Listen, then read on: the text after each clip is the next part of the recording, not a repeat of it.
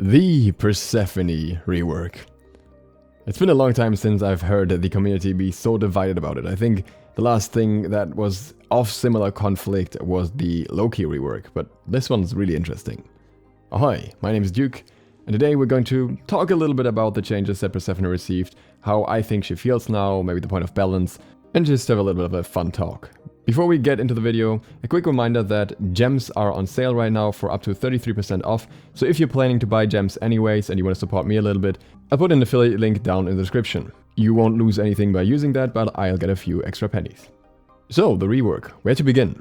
What I thought was interesting is that I didn't really see that many people playing her today. Out of all the games I played, I had exactly one mirror match against another Persephone, and even when I wasn't playing Persephone, it seemed like no one else wanted to play her either. It seems that a lot of people maybe don't really see her as changed that drastically, or that they're just still too reminded of old Persephone and don't want to play her, or maybe they just haven't realized that she's been reworked.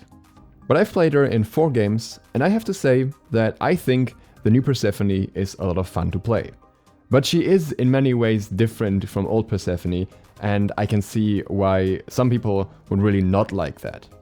So let's talk a little bit about the individual abilities and how they feel, and then go from there.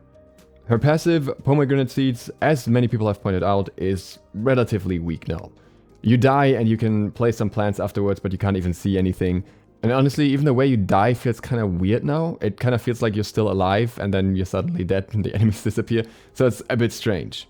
The other part of the passive though, with the Harvest Seeds, is actually very interesting. On one hand, since no seeds are stored anymore, they're all sold when you go to base, you have a little bit of a gold spike, especially in early game when you don't have that many seeds yet, which can get you access to early items quicker. Along with that, you have to keep in mind that with the change to 2, you now actually spawn more seeds, which means overall you can get more gold from that as well. And this is something that I think can be abused to a certain degree as well, especially with the current builds with Sands of Time and then other items that provide MP5, like for example Rod of Tahuti or like Charon's Coin. So she really becomes a bit of a money printing machine. Her first ability, Bone Rush, feels better insofar that it's easier to aim, because you can readjust the aim, but it also feels a little bit weird now because the range difference is definitely something that I need to get used to, and I didn't even play Persephone before that much. I realized that on waves I often overestimated how far the ability would go and would not hit all of the archers. So yeah, takes a little bit of practice, but otherwise this ability isn't that drastically changed, though the slow effect is obviously very nice. That said, I didn't combo the 1 and 2 nearly as often as I thought I would. That is because, especially in jungle fights, it often felt more rewarding to place the 2 behind a wall where I could barely see an enemy and where I couldn't really get around with the 1, so that I would get some early poke on them and put some plants down there that I could send off afterwards, and then get the Bone Rush if an enemy comes closer. But clearing wise, it's definitely very strong, and when the poke hits, it still hits hard. Her second ability got the biggest changes. It really feels like landing a Chronos 1 now, and ironically it also has that sound effect at the moment, so you know what it's based on. At the same time, while it may feel like a Chronos 1, it is on a very different cooldown, so you probably shouldn't be using it like a Chronos 1. And that's something that I still have to make a habit of. But this ability is still absolutely loaded.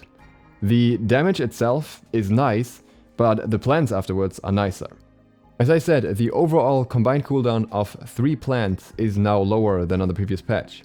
While you could store the plants, an individual plant would have a cooldown of 8 seconds, making 3 plants take 24 seconds to be restacked in your inventory.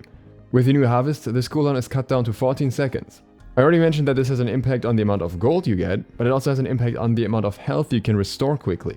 I often found myself roaming through the jungle after or between fights when I wasn't quite sure if I could re-engage, and just popping my 2 here and there and maybe a 1 in between as well, just to use that to heal up again. And in many situations that was enough to get me to relatively high health relatively quickly. On the other hand, this obviously spawns the upgraded flowers as well. And the flowers have so much impact. I'm honestly still not sure if it's worth leveling the 1 or the 2 more, because they both have their perks, but the flower part and the flowers being buffed by leveling the 2 most certainly feels nice.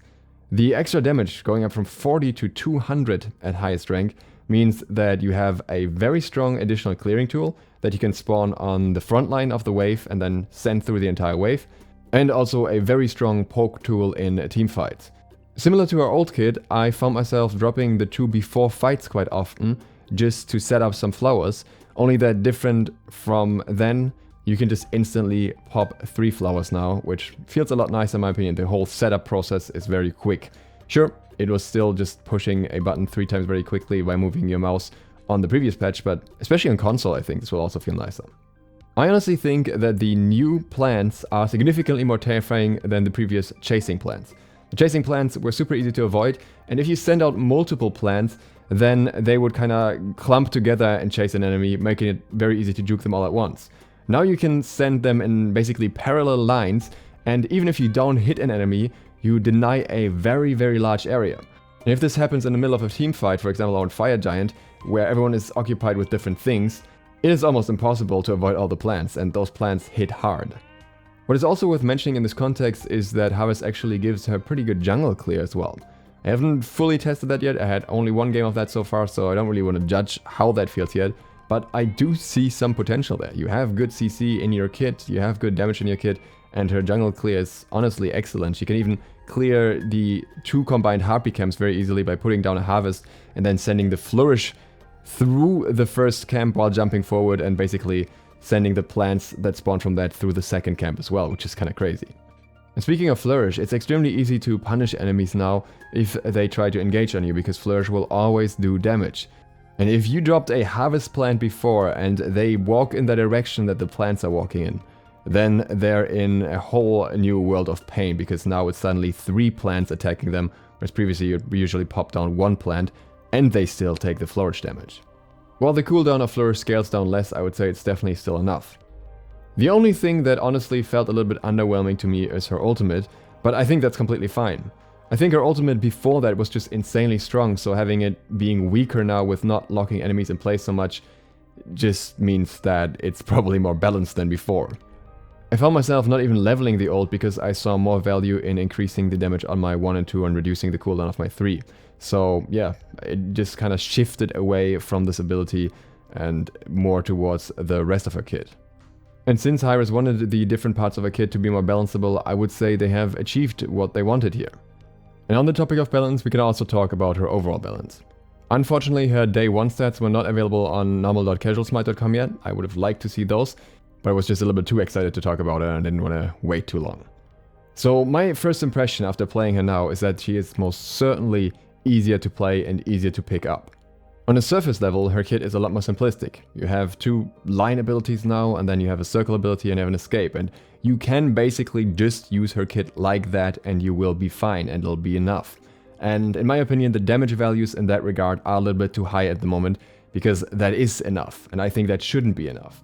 I think you should need to utilize the plants as well to really get sufficient damage out of her. But then I can see that that kind of contradicts the idea of wanting her to be more accessible. Along with my own matches, I had a look through some matches that other players played on Persephone, thanks to everyone who sent me those on a very short notice, so I could see how she generally performs. And what I consistently saw there was that she did mostly pretty well in KDA, and she also often ended up with relatively high damage. Now, she usually didn't end up with damage as high as, say, Noir, for example, who gets a free damage, or super high damage focused characters like Zeus, but she was at least on the level of high damaging mages, if not a little bit higher. And what that's telling me is that she is generally above the point of balance, because this is a new character essentially. Picking her up and playing her for the first time shouldn't result in being able to get quite that high in damage, in my opinion, if you're not experienced on the guard yet.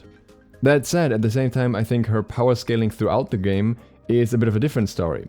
I think her early game doesn't feel absolutely insane at least, or I just haven't figured out how to play it properly yet, but until I do, I would say she is more of a mid to late game god.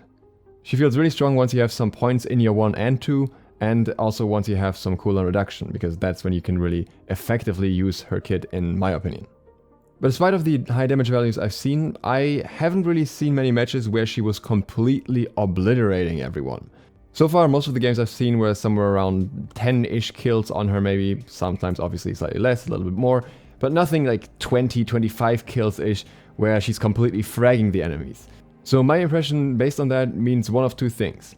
Either she's just not that overpowered and she just needs some nerfs to bring her more in line, or To get her to the point where she is overpowered requires you to play her a lot better, and you just have to be more skilled and more experienced with her, and at that point she can really start to shred. That was what was essentially true for old Persephone, so it's going to be interesting to see if this will be true for new Persephone as well, or if we're just having a lower skill ceiling along with a lower skill floor. I personally enjoy new Persephone a fair bit more, but I'm also biased because I like the fact that she is able to jungle now. I think the part of the kit that needs looking at the most, aside of some nerfs to probably 1 and 2, is the passive, which in my opinion just doesn't feel good right now and should have at least something that makes it feel satisfying in one way or another. Let me know what you think about the rework in the comments down below.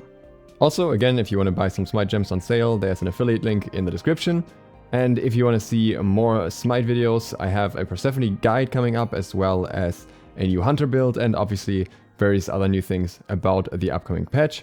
Then click like and subscribe, or I will go to my garage, hide in the corner, stare at my home gym and contemplate if it's harder for me to find the time to... Thanks to my patrons for making this video possible. That is That Nick Walker, Dwayne Brennan, Lanta25 Green, Zelaria, ZD Undead, Nevitz Jr., Rawas, Angel, Zifaroli, and everyone else you see here.